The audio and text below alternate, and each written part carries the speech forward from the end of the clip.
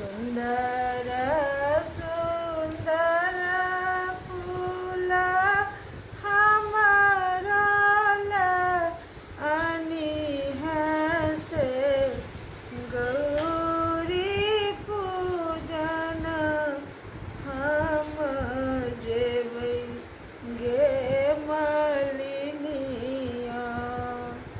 सुंदर सुंदर फूल हमारा लबी है से गौरी पूजन हम जेबै गे मलिनिया।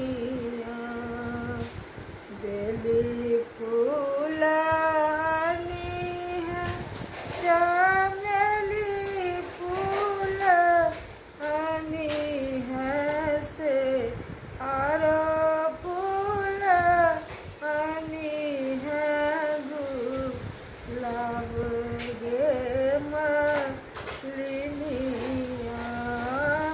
और फूल आनी है गुलाब गे मलिनिया।